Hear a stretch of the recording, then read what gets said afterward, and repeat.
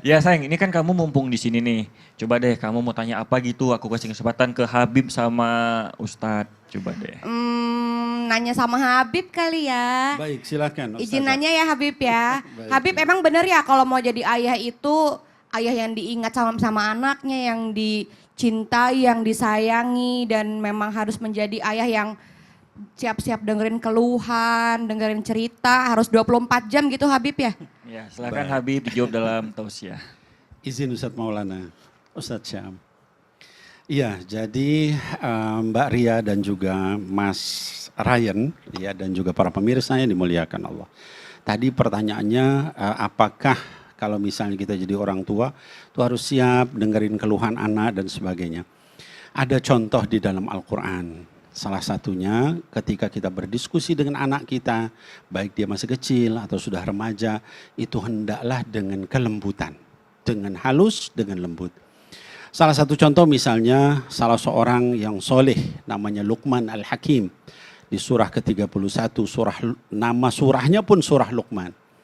Dikatakan, kata Allah Subhanahu wa taala, "Wa idh qala Luqmanu libnihi wa huwa ya'idhuh, ya bunayya la tusyrik billah, inna syirka la dhulmun azim."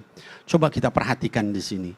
Seorang yang sangat soleh, seorang yang luar biasa, tapi ketika dia berdiskusi dengan anaknya begitu halus, begitu lembut, begitu santun. Sayyidina Luqman Al-Hakim diriwayatkan umurnya sudah sangat sepuh, gitu ya. Jadi rambutnya putih, jenggotnya pun putih, anaknya masih kecil, ya. Ketika dia berkata, dia gunakan bahasa yang sangat indah. Kata dia, ya bunayya. Kalau bahasa Indonesia, wahai ananda, ya, atau wahai anakku, ya. La tusyrik billah, jangan kamu syirik sama Allah. Dia mulai nasihatnya dengan hal yang paling penting. Kita seringkali, ya Ustadz Maulana, kalau sama anak tuh kadang-kadang apa, semua diurusin gitu. Oh ini nggak boleh ini, nggak boleh itu. Kalau apa namanya Ustadz Syam sama Mas Ryan kan belum. Nah, kami ini yang udah pada punya anak gede-gede. Ya, jadi selalu begitu. Pokoknya kurang bersih dimasalahin apa. Tapi Sayyidina Luqman memulai dengan hal paling penting. La tusyrik billah. Jangan syirik kepada Allah. Inna syirka la dhulmun azim. Syirik itu adalah dosa yang paling besar. Kezoliman paling besar. Ya. Jadi kelembutan, kehalusan, cara manggilnya itu luar biasa. Ya, Sayyidina Luqman menggunakan bahasa terbaik. Dan Allah menjelaskan itu dalam Quran supaya kita mengikuti teladan itu. Itu yang pertama. Ya. Lalu yang kedua apa? Ketika kita berdiskusi dengan anak, selalu dengan dialog.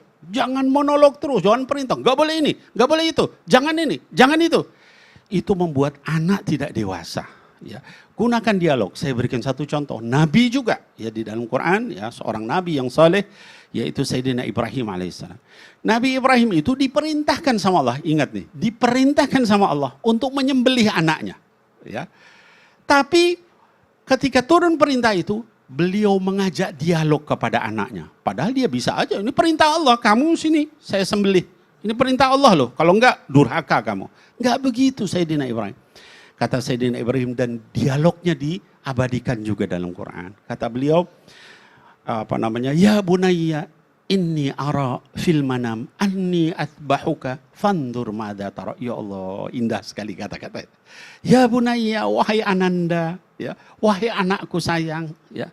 Inni ara fil manam anni atbahuka. Saya ini mimpi semalam saya sedang menyembelih kamu. Lalu dia enggak katakan selesai, tapi fandur madza tara. Jadi bagaimana pendapat Anda? Jadi selalulah kita berdialog dengan anak kita dan calon anak kita. Jadi calon anak tetap dialog juga. Diajak dialog walaupun masih di dalam kandungan. Berarti yang paling penting itulah berkomunikasi. Komunikasi dan dua arah.